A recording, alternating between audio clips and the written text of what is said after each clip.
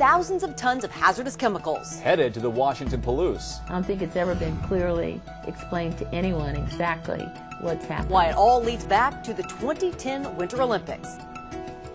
A British Columbia company that makes liquid chlorine wants to store tons of the hazardous material on the Washington Palouse. Connexus of Vancouver wants permission from state officials to park around 50 tanker cars of chlorine on a railroad siding in Belmont, Washington, south of Oakdale on Highway 27.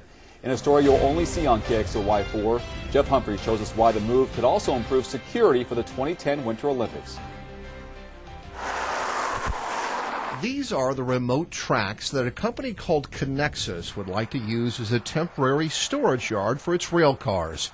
Connexus is about to renovate its Vancouver plant and wants to ship about 50 tankers of its finished product to Belmont, where they would be fenced in and protected by armed guards 24/7. My understanding is they want to store some chlorine tanks in the railroad system there by Belmont. Connexus also wants to move its chlorine rail cars here to Belmont so they don't present a potential target for terrorism during the 2010 Winter Games. However, the company says so far Canadian authorities have not specifically asked them to move the chlorine just because of the Olympics. Chlorine is highly toxic and must be transported in double-walled steel tanker cars like these built to hold natural gas.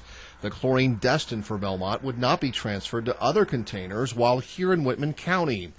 Today, county commissioners learned about the proposal from KXLY and now want to make sure the chlorine project doesn't represent a threat to nearby residents or the environment.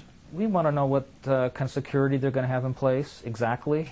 We'd like to know if our people are comfortable in handling a potential emergency up there. Those kind of questions have yet to be answered. Even though this is not a done deal, Connexus officials hope to begin training Whitman County first responders about how to deal with a chlorine leak in a meeting here on Tuesday night. If the project wins approval, though, Connexus hopes to begin moving chlorine to the Belmont area by the first of the year.